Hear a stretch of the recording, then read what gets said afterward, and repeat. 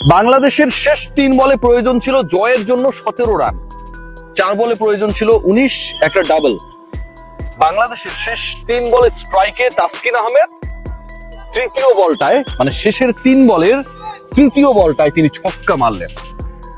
যারা খেলা দেখছিল টেলিভিশন সেটে, যারা খেলা দেখছিল মাঠে বসে, কিংবা যারা খেলা দেখার বা কমেন্টে বোঝার চেষ্টা করছিল অনলাইনে, তারা আশায় বুক বেঁধেছিলেন যে ছক্কা হওয়ার পর পরের 2 বলে বাংলাদেশ যদি 11 রান করে তাহলে বাংলাদেশ এই ম্যাচটায় অবিশ্বাস্যভাবে জিতে যাবে। আর যদি একটা 4 একটা ছক্কা মারে 10 রান করে তাহলে ম্যাচটা আরো একবার ট্রাই হবে। আর এই টাইটা হবে ওয়ানডের পর টি20-তে। তাসকিন আহমেদ ছক্কা মারলেন, হিট উইকেটে আউট হয়ে গেলেন। বাংলাদেশ দলের আজকের এই ম্যাচ দেখার জন্য শেষ পর্যন্ত দর্শকরা অপেক্ষা করেছে। শেষ পর্যন্ত বাংলাদেশ জিততে পারে কিনা, শেষ পর্যন্ত বাংলাদেশ অসম্ভবকে সম্ভব করতে পারে কিনা, শেষ পর্যন্ত টপ 5 ব্যর্থ হবার পর মিশন ইম্পসিবলে টম ক্রুজের ভূমিকায় কাউকে পাওয়া যায় কিনা, সেই অপেক্ষা নিয়ে টেলিভিশন সেটের সামনে আর মাঠে দর্শকরা অপেক্ষায় ছিলেন। শেষ পর্যন্ত সেই অপেক্ষার পালা শেষ হয়েছে, ওই তাসকিন হিট উইকেটে আউট হয়ে গেল। বাংলাদেশের 16 রানের পরাজয়, বাংলাদেশের 165 করার টার্গেটে 149-এ গুটিয়ে যাওয়া, বাংলাদেশের 57 রানে 5 উইকেট হারানোর পরেও শেষ 5 ব্যাটারের লড়াই এবং তাদের 92 রান অ্যাড করা একটা বার্তাই দিয়েছে।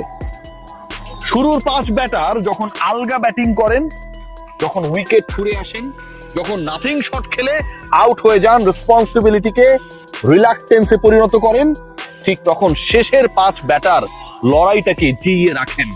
টেলিভিশন সেটের সামনে টিআরপি বাড়ানোর জন্য ব্রডকাস্টারদের বাধ্য করেন, দর্শককে বাধ্য করেন টান টান উত্তেজনা করে এই ম্যাচটা দেখার জন্য।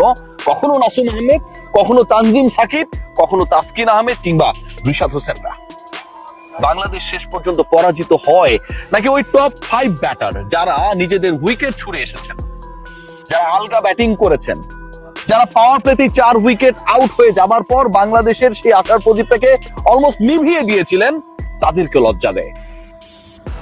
মোহাম্মদ সালাউদ্দিন ব্যাটিং কোচের ভূমিকায়, তার এই দায়িত্ব নেবার পর, ব্যাটিং কোচের ভূমিকায় তিনি অবতীর্ণ হবার পর দলের ব্যাটারদের যে জঘন্য পারফরম্যান্স, দলের ব্যাটারদের যে দায়িত্ব নিতে পারার ব্যর্থতা, আর একই সাথে যখন কখনো নাসুম, কখনো রিশাদ, কখনো তানজিম সাকিবরা 150-200 স্ট্রাইক রেটে ব্যাট করে এই দলটার অন্য ব্যাটারদের যারা স্বীকৃত লজ্জা দেন, ঠিক তখন বলতে ইচ্ছা করে এদেরকেই বরং ব্যাটিং কোচ বানিয়ে দেন, এটাই বেটার। আজকের এই ম্যাচটায় বাংলাদেশ আক্ষেপ জাগিয়েছে। আজকের এই ম্যাচটায় বাংলাদেশি ব্যাটাররা, ধরুন শামীম হোসেন পাটোয়ারি যেভাবে আউট হলেন, যে শটটা খেলে আউট হলেন, স্ট্যাম্পের বল কি করতে চাইলেন কেউ বুঝে উঠতে পারলো না। ক্যাপ্টেন লিটন কুমার দাস যেভাবে আলগা ক্যাচ আকিল হোসেনকে দিয়ে দিলেন, যেভাবে সাইব আউট হয়ে গেলেন, তাকে পুরো ট্র্যাপ করে ঠিক যেই জায়গায় ফিল্ডার রাখা হয়েছে সেখানটাই বল তুলে মারলেন। তাওহিদ হৃদয় যখন আরো একবার ব্যর্থ হলেন, ঠিক তখন 77 রানে 6 উইকেট নেই, ঠিক তখন 7ম উইকেটে নাসুম আহমেদ, 7ম উইকেটে নাসুম আহমেদ আর তানজিম সাকিব মিলে 40 রানে পার্টনারশিপ করেন 23 বলে। বাংলাদেশের ওই নিভে যাওয়া প্রদীপটা আবারও জ্বলে ওঠার চেষ্টা করে ঠিক তখন থেকে।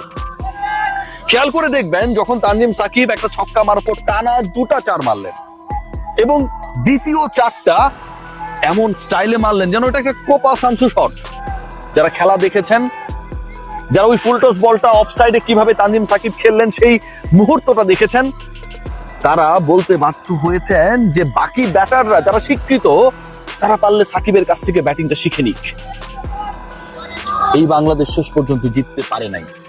এই বাংলাদেশ জিততে না পারার ব্যর্থতা, ওই শেষ মুহূর্তে প্রথম 15 ওভারে বাংলাদেশের প্রতিপক্ষ যখন 101-এর বেশি তুলতে পারে না, শেষের 5 ওভারে যখন তারা 63 অ্যাড করে ফেলে, বাংলাদেশ যখন অ্যালাউ করে, বাংলাদেশের বোলিং ডিপার্টমেন্ট যখন ফেইল করে ওই জায়গাটায়, যখন শেষ ওভারে 22 রান বাংলাদেশ দিয়ে ফেলে, যখন শেষ 2 ওভারে 36 রান দিয়ে ফেলে, শেষের 3 ওভারে যখন 51 রান তোলে প্রতিপক্ষ, ঠিক তখন ওই জয়ের সমীকরণটা থেকে বাংলাদেশ অনেক দূরে চলে যায়।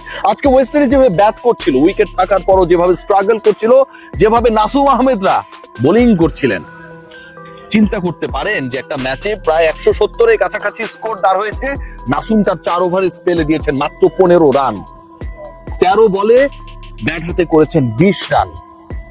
আশা জাগানো সেই নাসুম আহমেদরা সেই আশাটাকে শেষ পর্যন্ত ধরে রাখতে পারেন না, যখন শেষের 5 ওভারে 64 রান অ্যাড হয় বাংলাদেশের এগেইনস্টে। অথচ বাংলাদেশ ঠিক একই ধরনের ব্যাটিংটাই করলো, কিন্তু ব্যাটিংটা করলেন যারা, ঠিক তারা আমার স্বীকৃত কোনো ব্যাটার না। 3 উইকেটে উইন্ডিজ যে স্কোরটা দাঁড় করিয়েছে, বাংলাদেশ তার কাছাকাছি যাবার ক্ষেত্রে আউট হয়ে গেল। বাংলাদেশ তার কাছাকাছি যাবার ক্ষেত্রে শেষ ওভারে 17 রানের ইকুয়েশন যখন মেলানোর দ্বার প্রান্তে, ঠিক তখন বাংলাদেশ এমন একটা অবস্থায় যখন তাদের হাতে মাত্র একটা উইকেট। এই পরাজয়ের দায়টা আসলে কার? শেষ দিকে আলগা বোলিং, বাংলাদেশের টপ অর্ডারে আরো একবার ফেইল করা, 42 রানের মধ্যে 4টা, 57 রানের মধ্যে 5টা, 77 রানের মধ্যে 6 উইকেটের পতন। অনেক বেশি ডিবেটেবল 11 আরো একবার। আজকের এই উইকেটে রানস হবে, অনেক রানস হবে, প্রতিপক্ষ রান করবে, শুরুর দিকে করতে না পারলেও শেষ দিকে উইন্ডিজ ব্যাটাররা সেটা করে দেখালো। বাংলাদেশের সেই দলটায় যেই দলটা এখানকার উইকেটেই খেলতে নামলো, পারভেজ হোসেন ইমনের মতো সুইট হিটারকে আমরা রাখলাম না। তাওহিদ হৃদয়ের ইনক্লুশন কি কারণে, কি জন্য, সেই ব্যাখ্যাটা আমরা কেউ জানি না। কি কারণে তাওহিদ হৃদয়কে খেলাতেই হবে, কি কারণে পারভেজ হোসেন ইমনের মতো স্ট্রোক ব্রেকারকে আজকের মতো উইকেটে, this is not a wicket which has been produced in Mirpur Sher-e-Bangla stadium. এটা চট্টগ্রামের উইকেট, আগে থেকেই বলা হচ্ছে এখানটায় রান হবে। প্রতিপক্ষের ক্যাপ্টেন, প্রতিপক্ষের কোচ বলছে বাংলাদেশের সেরা উইকেট ওখানটায়, কেমন সেটা আমরা জানি।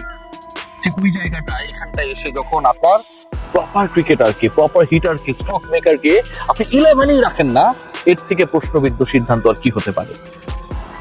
তানজিম সাকিবের ওই ওভারটা 22 রান হয়ে গেল, 3টা ছক্কা খেলো বাংলাদেশকে ডুবিয়ে দিল।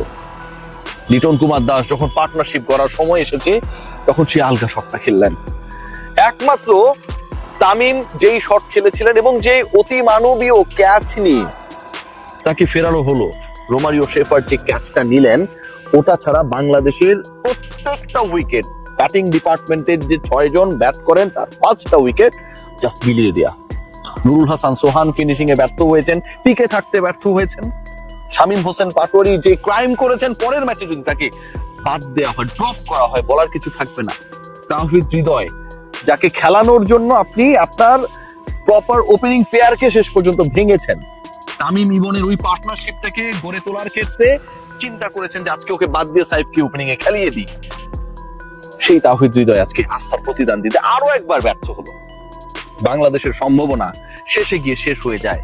আজকে যে সম্ভাবনা জেগেছিল, শেষ পর্যন্ত বোলাররা যে লড়াইটা করলেন, শেষ পর্যন্ত নাসুম, শেষ পর্যন্ত তানজিম সাকিব, রিশাদ হোসেন, তাসকিন আহমেদ, মুস্তাফিজুর রহমান, এই 5 জন ব্যাটার যেভাবে ব্যাট করে বাংলাদেশের ইনিংসে শেষের 5 জন 92 রান অ্যাড করলেন, এটা কি বাংলাদেশের উপরের ব্যাটারদের লজ্জা দেয়? আসলে কি দেয় নাকি দেয় না? তাদের উপর তো ছাতা হয়ে আছেন মিস্টার এস। সবাই ভালো থাকবেন।